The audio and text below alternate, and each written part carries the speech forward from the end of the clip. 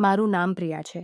1 મહિના પહેલાં મારા પતિ અમિતનું અકસ્માત થયું હતું અને તે અકસ્માતમાં તેમને ઘણી ગંભીર ઈજાઓ આવી હતી. પતિની ઈજા પછી હું એકદમ એકલી પડી ગઈ હતી. તેઓ આખો દિવસ એક રૂમમાં જ પડ્યા રહેતા અને ચાલવા ફરવામાં પણ અસમર્થ હતા. એવામાં મારી જિંદગી એક વિરાન રણ જેવી બની ચૂકી હતી, જ્યાં વર્ષોથી વરસાદ નહોતો પડ્યો. એક દિવસ મારા એક રિશ્તેદારનો દીકરો આર્યન અમારા ઘરે રહેવા આવ્યો અને મારું મન પણ લાગી રહેતું હતું. હું તેને બાળક સમજીને પોતાની પાસે જ લીટી લેતી હતી. પણ એક દિવસ તેણે રણમાં વરસાદ કરી દીધો. એક દિવસ હું ઘરમાં બેઠી હતી. ત્યારે દરવાજાની ઘંટી વાગી તો હું દોડીને દરવાજો ખોલ્યો. મારી સામે ઘંટી વાગી તો હું દોડીને દરવાજો ઊભો હતો. તેણે સામે લગભગ 20 વર્ષનો એક નવયુવક ઊભો હતો. તેણે ત્યાં જ ઊભા દરવાજા બહારથી પોતાનો પરિચય આપ્યો. તેણે કહ્યું, ભાભીજી મારું મોકલ્યો છું. કદાચ અંકલે તમને મેસેજ મોકલ્યો હશે.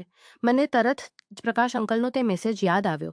મેં તેને કહ્યું, હા આવો, અંદર આવો જાઓ. અને એટલું કહીને મેં દરવાજા પર જગ્યા બનાવી દીધી. આર્યન સંકોચ કરતો અંદર આવ્યો. તેણે કહ્યું, ભાભીજી હું આજે જ અહીં આવ્યો છું. તમને લગભગ 8 વર્ષ પહેલાં જોયા હતા. તમારા લગ્નનું કાર્ડ અમારા ઘરે આવ્યું હતું.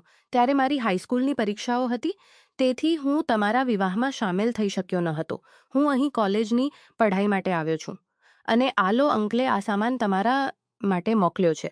અને એટલું કહીને તેણે મને એક બેગ તાજા ફળો, શાકભાજી અને અથાણાં વગેરેની ખૂબ સરસ સુગંધ આવી રહી હતી. મેં ખૂબ ખુશીથી આભાર વ્યક્ત કરીને બેગ લઈ લીધી અને તેને ચા નાસ્તો વગેરે આપ્યો. આ જ વચ્ચે મેં ભારપૂર્વક તેને કહ્યું, તમે અહીં જ રહો.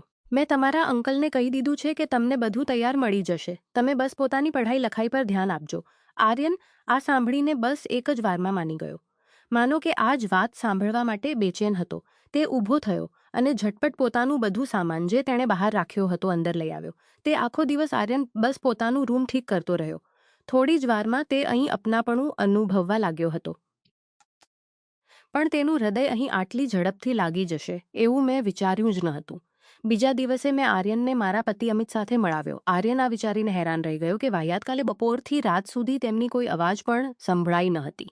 આ ઘરમાં ભાભી સિવાય કોઈ બીજો માણસ પણ રહે છે, આ મને લાગ્યું જ ન હતું. મેં આર્યનના વિચારમાં સાવધાની રાખતા કહ્યું, અસલમાં વાત એ છે કે તેમને એક ગંભીર અકસ્માત થયો હતો અને ત્યારથી તેઓ બેડ પર જ પડ્યા રહે છે. તેઓ દિવસભર તો સૂઈ જાય છે અને રાતભર જાગતા રહે છે. પણ કાલે કદાચ વધુ દવાઓના કારણે તેઓ દિવસભર અને રાતભર સૂઈ જ રહ્યા. દિવસ કેટલાક આવા જ ગુજરતા રહ્યા. હું આર્યનના આવવાથી ખૂબ ખુશ હતી. 2 લોકોના સુનસાન ઘરમાં થોડીક રોનક આવી ગઈ હતી. આર્યન સ્વભાવનો ઘણો સારો હતો અને મારી ખૂબ કાળજી લેવા લાગ્યો હતો. એક રોચિટ કે હું રસોડામાં કામ કરી રહી હતી અને ગીતો ગુણગુણાતી હતી. ત્યારે આર્યન રસોઈમાં આવીને મારો હાથ બટાવવા લાગ્યો. હું હસીને બોલી, આર્યન, તમે હજુ બાળક છો. તમારું કામ છે ભણવું અને બસ ભણવું. તમે આ બધું કામ ન કરો. જવાબમાં તેણે કહ્યું, હા ભાભી, ભણવું તો મારું કામ જરૂર છે. પણ હું એટલો પણ બાળક નથી. હું પૂરા 20 વર્ષનો છું. મેં આશ્ચર્યથી આર્યન તરફ જોયું તો તેણે કહ્યું, હા ભાભી, હું હવે કોલેજમાં ભણું છું. હવે હું બાળક રહ્યો નથી. આ સાંભળીને હું બિલકુલ ચૂપ થઈ ગઈ. એક દિવસ વાતોમાં આર્યન મારી પાસે મારા પતિ અમિત વિશે પૂછવા લાગ્યો કે તેમને શું થયું હતું. આ અકસ્માત ક્યારે અને કેવી રીતે થયો હતો. મેં ઉદાસ થઈને કહ્યું, અને અમારો સારો વેપાર તેઓ એકલા જ જોતા હતા. બધું સારું ચાલતું હતું અને અમે હસી ખુશી સાથે રહેતા હતા. પછી એક દિવસ એવું બન્યું કે જ્યારે તેઓ કારખાનાથી પાછા ઘરે આવતા હતા ત્યારે રસ્તામાં તેમનું અકસ્માત થઈ ગયું. તે અકસ્માત પછી અમારી જિંદગી અને ઘરના હાલાત બંને બદલાઈ ગયા. તેમને પગો પર ઘણી ઈજાઓ આવી હતી. બધું ઈલાજ કરાવી લીધું. બધું રીતે ચાલી શકતા નથી. હાલ તો તેમને 2 પગલાં ચાલવામાં પણ પૂરા 10 મિનિટ લાગે છે. તેથી તેઓ જ્યારે ત્યારે પોતાના રૂમમાં જ રહે છે. અઠવાડિયામાં 3 દિવસ ફિઝિયોથેરાપી કરાવનાર આવે છે અને બાકી સમયમાં તેઓ ફિલ્મો જોતા અને પુસ્તકો વાંચતા હોય છે. ડૉક્ટરે કહ્યું છે કે સમય લાગશે, પણ તેઓ ધીરે ધીરે ઠીક થઈ જશે અને આરામથી ચાલવા લાગશે. આર્યન જાણતો હતો કે અમારા લગ્નને મુશ્કેલથી 5 વર્ષ જ થયા હશે. તેણે કહ્યું, ભાભીજી, તમારા લગ્નને લગભગ 5 વર્ષ જ થયા હશે. તેણે કહ્યું, ભાભીજી, તમારા લગ્નને લગભગ 5 વર્ષ થયા છે ને? મેં કહ્યું, હા, 5 વર્ષ થઈ ગયા છે. તે સમયે મારી પરીક્ષાઓ ચાલતી હતી અને એટલા માટે હું તમને મળી પણ શક્યો ન હતો. હું કદાચ સ્કૂલમાં ભણતો હતો ત્યારે મેં એકવાર તમને જોયા હતા. તમે અંકલ પાસે કેટલીક પુસ્તકો લઈને આવ્યા હતા. મેં કહ્યું, હા.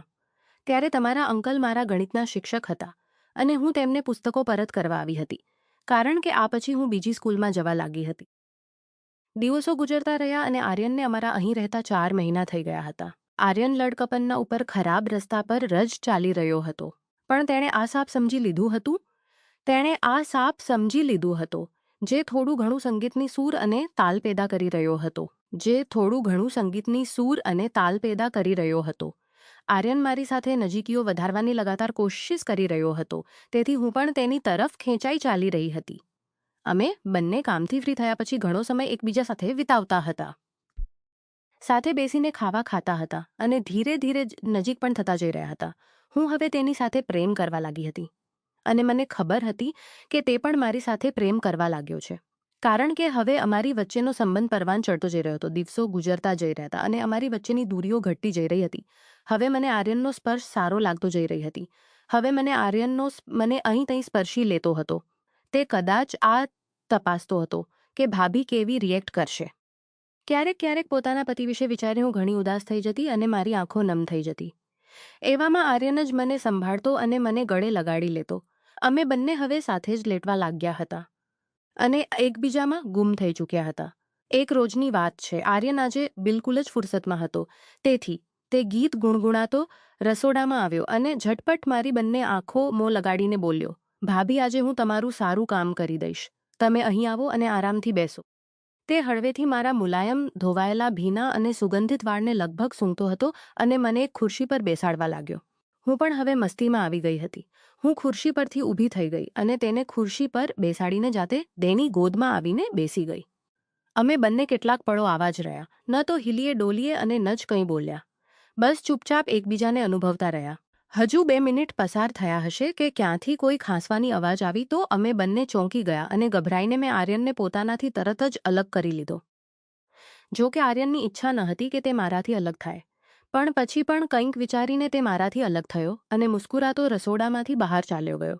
તે બહાર જઈને બેસી ગયો અને અમારી વચ્ચેના પળોને યાદ કરીને મુસ્કુરાવા લાગ્યો.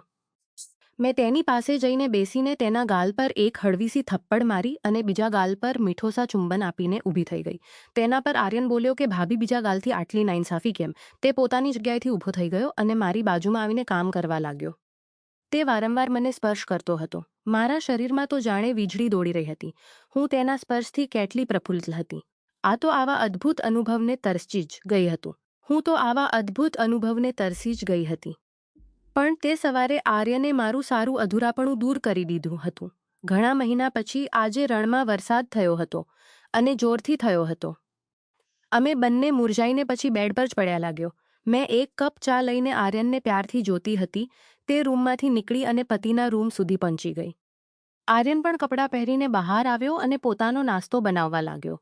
હું ત્યાં જ પોતાના પતિ પાસે બેસી ગઈ અને તેમની તબિયત વિશે પૂછવા લાગી. જ્યારે હું ઘણીવાર પછી પણ પતિના રૂમથી બહાર ન આવી તો આર્યન ફરીથી તડપવા લાગ્યો. તેણે જાણી જોઈને રસોડામાં વાસણો નીચે પડાવવા શરૂ કરી દીધા. પણ મેં તેના આ ઈશારાને સાંભળીને પણ તેની પાસે ન ગઈ. હું પોતાના પતિની બંને હથેળીઓને સહેજ સહેજ કરી રહી હતી. પણ મને એવું લાગતું હતું કે હું આર્યનની હથેળીઓને સહેજ કરી રહી છું. હું આર્યન સાથે વિતાવેલા પળોમાં ખોવાઈ જઈ રહી હતી અને પોતાનાથી બોલી રહી હતી કે પ્રેમ અમારા જીવનમાં બિલકુલ આ જ રીતે આવવો જોઈએ. કોઈ ઉન્મુખ ઝરણાની જેમ મારા અંદર ગુદગુદાહટ જેવી ફેલાઈ રહી હતી. પણ હું આ વાતથી બિલકુલ જ બેખબર હતી કે મારા પતિને મારું આ વર્તન ખૂબ જ અજીબ લાગી રહ્યું હતું. તેઓ પણ આ મહેસૂસ કરી રહ્યા હતા કે હું અચાનક ખૂબ જ ખુશ રહેવા લાગી છું. હું તેમની સાથે પણ નહીં લેટતી અને જો લેટતી પણ તો તેમની તરફ પીઠ કરીને લેટતી. હું નવી નવેલી દુલ્હન જેવી બની ચૂકી હતી અને મારા તેવર અને મારા અંદાજ મારા પતિને હેરાન કરી રહ્યા હતા. આર્યન પણ, જે શરૂઆતમાં તેમની સાથે ક્યારેક ક્યારેક 1 સેકન્ડ માટે જ મળતો હતો, તે હવે ખભા પણ દબાવતો અને ચા પણ પીવાડતો હતો. એક દિવસ રસોડામાં હું ચા બનાવી રહી હતી. ત્યારે આર્યન આવીને મને પાછળથી પોતાની બાહોમાં ભરી લીધી અને મને ચુંબન કરવા લાગ્યો. હું પણ તેની સાથે લપટાઈ ગઈ અને અમે બંને એકબીજામાં ખોવાઈ ગયા. ત્યારે ખટની અવાજ આવી. આ અવાજથી આર્યન ચોંકી ગયો. અમે બંને એકબીજાથી અલગ થઈ ગયા અને હસવા લાગ્યા. આર્યનનો પ્રેમ પામીને હું ખૂબ ખુશ હતી. પહેલાં જે મને મારી જિંદગી એક બોજ જેવી લાગતી હતી, આજે તે જ જિંદગી મને ફૂલ જેવી, વાદળો જેવી અને રૂના પહેલા જેવી લાગી રહી હતી. હું આર્યનના અહીં આવવાને કુદરતના કોઈ કરિશ્મા જેવું માની ચૂકી હતી. આર્યનને અહીં આવે 1 વર્ષ પૂરું થવા જઈ રહ્યું હતું અને હું તેની સાથે મળીને નિખરી જેવી થઈ ગઈ હતી. હવે અમારું આખું જીવન મસ્તીથી ભરેલું હતું, પણ આ ખુશી લાંબો સમય ટકી શકી નહીં. મારા પતિ અમિતને મારું અચાનક બદલાયેલું વર્તન ખૂબ જ અજીબ લાગતું હતું. તેઓ મહેસૂસ કરી રહ્યા હતા કે હું તેમની સાથે ઓછી વાત કરું છું અને મારી આંખોમાં એક નવી ચમક આવી ગઈ છે.